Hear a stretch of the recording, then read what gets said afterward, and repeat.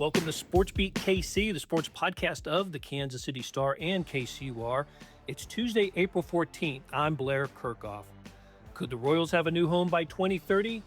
Kansas City Mayor Quentin Lucas and other city officials say yes after announcing their plans for a new downtown baseball stadium. The $1.9 billion ballpark would be built at Washington Square Park. Now, the Royals haven't agreed to this plan, but it's a plan. And Lucas sounds confident this is the way forward for the city and the team. Here to discuss the details is Star columnist Sam McDowell. Sam helped break the story of this latest development last Thursday. After a break, we'll shift to college sports and musical chairs. It's been about a week since Michigan and UCLA won the men's and women's national championships. The transfer portal is open, and everybody seems to be jumping in. We'll talk with Kansas beat writer Shreyas Laddha about how the Jayhawks are shaping up in what some are calling portal combat. But first, some 5 years after Royals principal owner John Sherman announced on a listening tour that he'd like for the team to play in a downtown ballpark, that seems closer to reality. Hello, Sam. How's it going, Blair? Good. Well, is it closer to a reality? It seems so with this announcement. Yeah, I mean, this is a most significant step I think we've seen as far as the downtown vision, because I think there were the negotiations in Kansas got pretty serious earlier this year. I guess it would have been late last year, but yeah, I think this is as close as we've seen to downtown baseball becoming a reality, because it's the city publicly sort of putting its offer on the table. We've been saying for a while on this podcast and in stories and columns that you've written that Washington Square Park seemed to be the favored spot of Mayor Lucas and some others. Why here? Why Washington Square Park? Yeah, I mean, I think that they feel like, and I'll, just emphasize this is their view of it. I mean, I think that they feel like it'll be a catalyst to downtown in the same way that Power and Light would be, but, in a different area downtown, south of that area. I think they think it could connect the Crossroads district with the Crown Center area. And this location, I think, over other downtown locations, because you're not displacing businesses the way you were in the Crossroads. I think that this initial $1.9 billion estimate would include the Washington Square Park itself, and then the Blue Cross Blue Shield building, which has been vacated by the company, which has already moved. So I think there's less resistance or potentially less pushback to this downtown plan as there would be to the one that failed at the ballot box 2 years ago, from their perspective. Right. And there will not be any public vote for this. And that's got some people upset. Yeah, I mean, look, you can understand that viewpoint too, I think. There's going to be people who say, hey, I voted on downtown baseball 2 years ago, along with the Chiefs package to renovate Arrowhead Stadium, and it failed. And it wasn't close either. I mean, I think it was an 18-point margin. And I mean, look, that was part of my conversation with the mayor as I asked him about that. And he, again, his perspective, I mean, the argument that they're going with is that this is a different project than it was 2 years ago, and a different project than even the last one that was, 2006? Right. In which it was renovating Kauffman and renovating Chiefs. I mean, look, that is true. It is a different location. I do think that part of the reason that tax didn't pass back in April of 2024 is because the plan just wasn't fleshed out by the time the voters had to make a decision. They were displacing businesses and local businesses, and that wasn't a popular thing. And there was really no solution for how they were going to handle that other than kind of just a trust us feeling to it. And this time he says that this is a different project. It's also, it's not a sales tax. This is an argument that he made shortly after the city council meeting when he introduced the ordinance on Thursday, was that this isn't a sales tax to where, every corner of the county will be taxed, even if you don't go to baseball, that the money will come specifically from the profits generated from the baseball district. But as you mentioned, I mean, the most important thing in all this is the Royals haven't publicly weighed in on this at all, other than I think a statement, right? Statement that basically, appreciates the work that's been put into it. But, I mean, we don't know what the district will or won't look like at this point if it's at Washington Square Park, other than that, John Sherman has been very adamant that they want that to be part of any project. So the $1.9 billion price tag includes $600 million that that Yeah. that it will come from Kansas City. Yeah, I mean, there's still, some of the uh, legislative process that this needs to weave through, including uh, a couple of meetings Tuesdays, a finance committee meeting Tuesday, and they can advance it on to the city council for a vote on Thursday. But they also need to have the right to use the park, and that's going to go through the Kansas City Parks and Rec Board on later in the afternoon on Tuesday. So yeah, I think, like you said, and I agree with it, it's the most significant step we've seen toward making this a reality, but it's still a bit to go too. And the legislative process, the team being on board with whatever happens this week, and we know that the team wants to be in the heart of the city, is the phrasing that John Sherman has used. But then also, where else the money comes from? The state, the county. What if any is going to be their contributions? Because I know that the Royals plan on investing in a major portion of the district, and I think from what I've been told, this 1.9 would be about a 60% public, 40% private split, and then the district, the Royals would be on the end of. But I mean, that 600 doesn't get you to that 60% for that 1.9, and so obviously with the state having passed its reply to the Star bonds that Kansas was doing with that Show Me Investment Act, there definitely is anticipated to be some contribution for the state, but just what that will be, we don't know yet. Star columnist Sam McDowell is here, and we're breaking down the proposed stadium for the Royals at Washington Square Park. What do you think an entertainment district around a new Royals ballpark would look like, be like? What are we talking about here? Yeah, I mean, I think right now, without their commentary, sort of just going off past statements that John Sherman had said. I mean, he mentioned last time we spoke to him at opening day that he was in love with, was it Truist Park In Atlanta? in Atlanta, and just the area there. I've been there. There's a small theater, like maybe a 3 to 5 thousand seater there. There's something similar to Power and Light, kind of. I mean, even like Yard House and a couple other restaurants that you recognize were part of that. But I'd anticipate that they, just based on past statements and based on the fact that this was going to be part of the Crossroads plan, even when they presented the possibility of North Kansas City, that it would include bars, restaurants, retail, a hotel. I think they would like to have office space, and how the size of this site, I think, will probably factor into their ability to get everything that they want accomplished. Seems like in a place that we frequent a lot, the Crown Center area, because of where we work, it seems like Crown Center would benefit from this, and the Crossroads, obviously Union Station, that would all we're talking about a stadium that would be bounded by those entities, aren't we? Yeah, I would guess that that's going to be one of the major differences in just the public perception of this site compared to the Crossroads site. Is, I mean, with the Crossroads, you had the not in my backyard vote, really. I mean, people did because it was their businesses being directly displaced or affected, or maybe across the street. Here, I think it would be a different feel because of that. I think it would be more, we're on the perimeter, and that seems like a pretty good spot to be if you're, within walking distance to, that's going to have that kind of foot traffic for a baseball stadium. So also, Mayor Lucas said could be completed by the end of 2030. It's the target. No, the opening day 2030. Oh, yeah, that's right. Opening day 2030. They have to be they have to be out of there, but the end of 2030 anyway because of the lease of the Truman Sports Complex. But yeah, opening day 2030, kind of a year ahead of what we're thinking. Yeah, and I would love to hear the team weigh in on that if they eventually elect to have this site, because that would require them breaking their lease at the Truman Sports Complex a year early, and I don't know what their appetite would be, just because I don't know what the trade-off to breaking their lease a year early would be, whether it would include helping demolish Kauffman Stadium to get out of that, but, like, what's the eagerness to do that, given what the price tag of, I think, would be tens of millions of dollars to do that, and is that really worth coming out a year early? I don't know, but Mayor Lucas has said that the objective would be to break ground in the first quarter of 2027, with opening day by 2030, and that seems quick.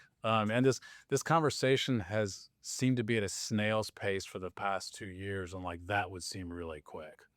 Okay, so besides the Royals signing off on this idea, what else is next? What needs to be done? What's on the checklist? Yeah, I think the money part of it, and I think these two things go hand in hand as far as whether financial mechanisms or levers can they pull to help contribute to this project, and then what is their interest in it? And look, I mean, as I asked Mayor Lucas that question, he said, "I'll let the Royals speak for themselves," but this doesn't happen in a vacuum. So, I mean, the Royals aren't guessing here, or the city's not guessing that this might be what the Royals want. They've certainly had a lot of productive conversations with them recently to where it wouldn't surprise me if we hear something, more substantial from the Royals within the next, 2 weeks or something like that. But um, that, like I said, I think that's going to be dependent on what they do hear back from the state, what they do hear back from the county, and maybe it's the combination of the two as opposed to both. But I don't know. They've been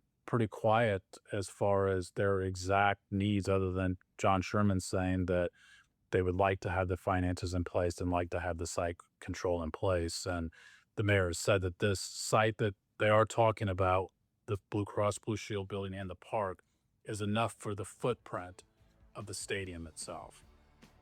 That is Star columnist Sam McDowell with the latest on the Royals' new downtown ballpark proposal. We're going to take a break. When we come back, beat writer Shreyas Laddha will join me to discuss the transfer portal in college basketball.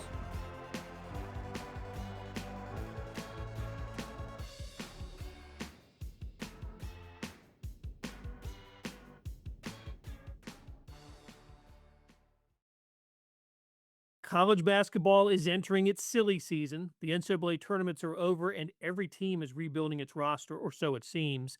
Here to discuss the process and where things stand with Kansas is beat writer Shreyas Laddha. Hey, Shreyas. Hey Blair, how are you doing? I'm good. It is the silly season, isn't it? It's there's nothing like it in college basketball. The championship game ends. Michigan beats UConn and the men, and of course the UCLA women beat South Carolina, and then the next day, whoosh! It's like all the rosters disappear. That's especially true with Kansas, isn't it? No, absolutely. Right now, I think Kansas has 8 open roster spots, depending on whether or not Paul and Bia actually decides to enter the transfer portal. Obviously, I wrote a story on whether or not he will enter, the update on that recently. But it's been chaotic. It's been a lot of days of waking up at 7 a.m., texting every single source I know, asking for numbers, getting numbers, texting agents, texting players, not getting the response I want as much as I hope. But it's kind of fun, honestly. It's a nice uh almost how good are your sourcing? How good is your sourcing this world? But I mean, it's so chaotic that sometimes information that I get one day is outdated the next day. So just a lot going on, a lot of moving parts, and I feel like I'm just hanging on by a thread. So what is happening now? The season has ended, and because NCAA rules allow this, that hasn't always been the case, but just for the last few years, because athletes can transfer to different schools as often as they want and without any kind of eligibility damage, they can just and they're getting paid now as a college. Is that what is making it attractive for? Let's just take Flory Badunga. We'll talk about him in greater detail in a moment. I think a Kansas fan would ask, why would he not return to KU the following season? He has already committed to go to Louisville now. Take us through like that example of him. What was he? What might he have been thinking at the end of the season? Why did he end up at another school? Well, I mean, I think with Floria, a couple of things were interesting, right? There was the pre-draft process where he declared for the NBA draft, but if you look at how much where he was projected, I had multiple scouts tell me, early to mid second rounder, right? The money that he would make at those potential spots is significantly less than what he would command on the open market, right? There was obviously that alleged he asked for 5 million. I can attest him going to Louisville. Like a lot of it was he's going to make significantly more money than at Kansas. And I had a few different sources tell me that he got upwards of 5 million. I had a few people tell me it was 6.5. To me, the consistent thing with this is as good of an opportunity he had at Kansas, this is an opportunity for him to make more money elsewhere than he probably would in the NBA right now, and be the focal point for Louisville's offense, etc. which he really wasn't at Kansas, not with Darren Peterson on the team and Melvin Council, that that lineup. He was the Big 12 Defensive Player of the Year. He was phenomenal that way. But we're not in a place anymore in college sports where an athlete goes to a school as a freshman and develops at that school, improves at that school. It's actually, kind of put yourself up for the highest bidder, and that's what's going on. All right, let's go down with a couple more names here. How about Bryson Tiller? Where does it stand with him? Well, he visited Kansas's rival Missouri this weekend. Um, he's had a lot of schools that are kind of up there, Arizona, Miami, that is on his list. I'm intrigued to kind of see with him. I don't think it was money related as much it was there was a clash of personalities going on behind the scenes. I mean, he told me that he was shocked when he was benched. He had a kind of a rough end of the season. I was told by a lot of different people that Bryson personality kind of clashed with Bill a little bit, and Bill was very hard on him publicly, as you saw at a few points, but also privately. I think him and the staff wanted a little more from Bryson. They wanted to play a little more true to size. They wanted him to play a little more, physical, tough. They still liked his long-term potential, and I think Bryson's a guy who could be a really good player in a year or two, or a potential NBA player. I've had scouts tell me that, but um, I think the viewpoint of what Bryson Tiller is from Kansas's end to what Bryson Tiller thinks he is are two completely different things. I think Bryson views himself as a wing versus Kansas views him as a big man. And I think there was a little bit of a disconnect there because, candidly, I think there were times last season with him and Flory, they just got bullied on the board by bigger big men. And I think just having the right personality fit around him in the locker room, whether it's coaching or just the teammates and the right fit, I think that's going to be super, super important for Bryson. It, it just seems like the players have all the leverage in these situations. A player like Bryson Tiller can, when the season is over, enter the transfer portal and have suitors lining up, because of his size, his potential. He is going to, if he doesn't return to Kansas, he's going to land somewhere with the with a bigger check and probably more of what he's looking for in terms of his development. Okay, what about as we get on the list, Paul Mbaye, if I'm pronouncing that right? Yeah, with Paul, it was an interesting case where I was told, I wrote the story recently. Paul loves Kansas. Like he's fallen deeply in love with Kansas. He's really loyal to Kansas. I think after Monday, he had said to the Star last Monday that he was going to enter the portal, but he never officially did. So I talked to sources close to him, and they basically were telling me that his camp views that he can make almost 3 times more money elsewhere, but Paul wants to make his mark at Kansas, so he's having this weird kind of do I enter, do I not enter, push and pull. And to me, the longer he stays kind of deciding, the more I think he's coming back. And I think with Paul, candidly, I think he's a little different than a lot of the American-born players because it seems like he values the idea of loyalty and he really liked his time at Kansas. He showed some flashes after not really playing great most of the season until the NCAA tournament time where he played a little more. He was on the scout team at that time. So Paul's an interesting case where I think Kansas would like to bring him back because they liked what they saw from him late in the season. I think alongside that, he could be a rotation player for them, just from based off what we saw in those last 2 games. Whether he stays or goes, I think will probably ultimately come down to how much of what the potential money out there is for him. Um, Obviously, when you talk to people in his camp, they can say 3 times whatever he's making at Kansas, but is that the reality? I'm not sure. We don't know. They're probably digging into it. But I think if you're a Paul Stan and Kansas fan, I think there's a higher likelihood by every day that he stays at Kansas. Okay, well, that'd be good news for the Jayhawks. They got some good news earlier this week, it seems, with Cole Rosario. Reports out there that Cole Rosario will be back, and he had some flashes of nice play for KU. And I know that they're kind of anticipating a jump in production from him from year one to year two.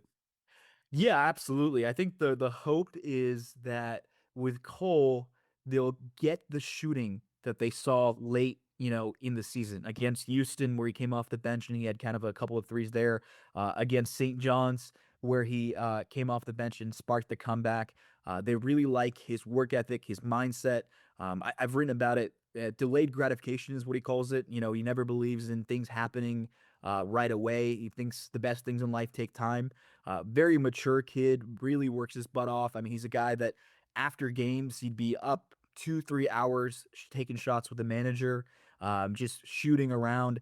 I came away very impressed with him, and I can candidly, Blair, I'd heard from a few different like non KU sources that there were teams outside of Kansas, like closer to home. I mean, the Miami native really wanted him to enter the portal and would have chased after him hard. I know his dad, for example, is very close with the Florida State head coach. And I think Miami was another school that would have looked at him pretty thoroughly if he had entered the portal. So, with reports of him coming back, and I think that's a big, big get for Kansas because, I mean, that's continuity, A, but also B, alongside that, you have a kid that, there are NBA scouts believe that he could be an NBA player in a year or two or even three. KU beat writer Shreyas Laddha is chatting with us, breaking it all down in the transfer portal. What did I hear it called the other day? Portal combat. I like that. Um, is it unusual for Kansas to be a program that has so many more defections than players being welcomed in right now? Or is this just how it works? There are like 2,500 to 3,000 players in the portal. More than half of college basketball is in the portal, and Kansas is running a little bit of a deficit now. Is that to be expected? Is that unusual? I think it depends year to year, candidly. I think, Kansas last year has not really retained the players they've had on the roster. I mean, they have 8, 9 roster spots potentially. But if you look at a team like UConn or Arizona or any of the teams that were in the Final Four, really, they're doing a pretty good job with roster retention. I think that's something that I think Kansas could be a little better at is keeping some more of these guys on the roster. I mean, like a guy like a Marco Jackson, Jamar McDowell, they're program guys. And candidly, I think they would have wanted to stay if they're a little more of a priority. But I was told that, even if they did stay, they would probably be moving from sixth, seventh man to 10th, 11th man. And you can't blame them for wanting a little more of an opportunity. Jamari, especially, I mean, he talked about how much he didn't want out of the transfer portal to me after the game where they lost against St. John's because he's, I'm a loyal guy. I always believe in, like staying where your feet are. He's like, I was always with my dad in high school. It would take a lot for me to leave. And reading the tea leaves of him entering the portal, I think Kansas probably was candid with him, like, hey, Jamar, we've appreciated what you've given us, but we don't know if you have a role on this team next year because the plan for this team, I was told, was to get bigger, more physical, stronger. I think they're hoping they can get bigger with some shooting and size. Obviously, every team hopes for that at this day and age, but I think finding that right fit of how many should enter and how many shouldn't enter. Um, I've said this before. I think ideally you keep 3 or 4 guys each year, but it's hard to do. Right. Absolutely. Okay, so what's the latest on Tyron Stokes, the hot prospect, number one prospect, still has Kansas on his list, but should we expect a decision soon? Well, I hope so.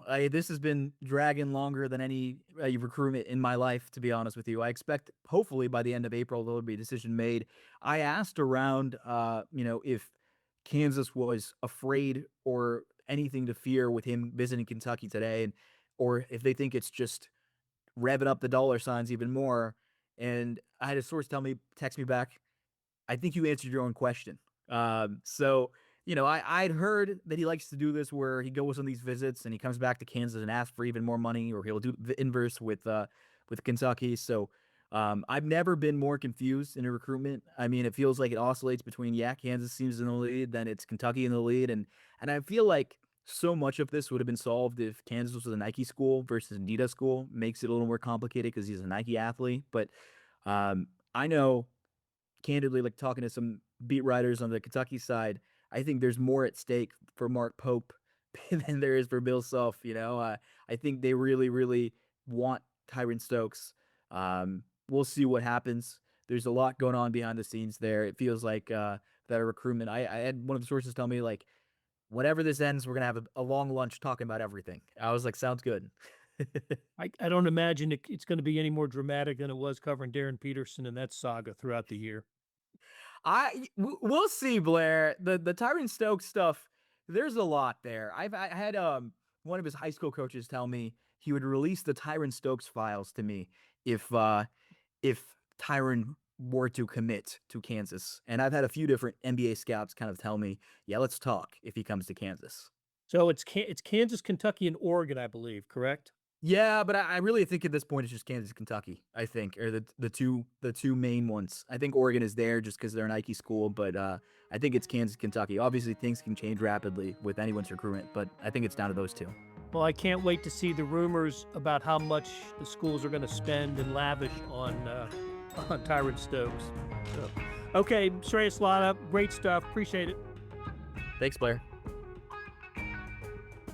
Here's what's on my radar in Kansas City sports this week. The Pacific 4 Series is coming to town. What's the Pacific 4 Series? Women's rugby. CPKC Stadium, home of the KC Current, will be the site of a doubleheader involving some of the world's top teams on Friday. Canada will meet New Zealand at 5 p.m. and the U.S. will take on Australia at 8. It's part of a month-long competition series among these 4 nations, and Kansas City is a stop on the circuit.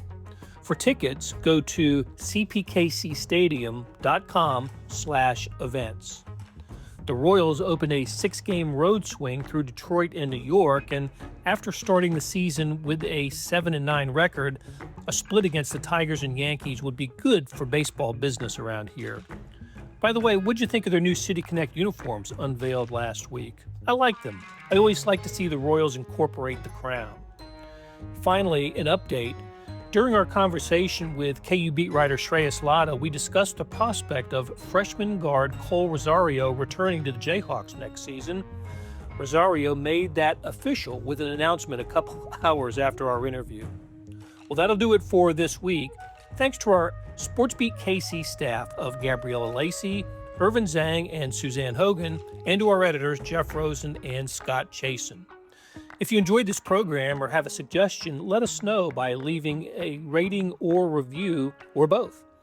Also, we often discuss topics that have appeared in story form on kansascity.com or in the print editions of the Kansas City Star. Check them out. And also visit kcur.org for news and information on their programming lineup. On the dial, they can be found at 89.3 FM. Thanks so much for listening. We'll be back soon with another SportsBeat KC, where we talk sports in Kansas City.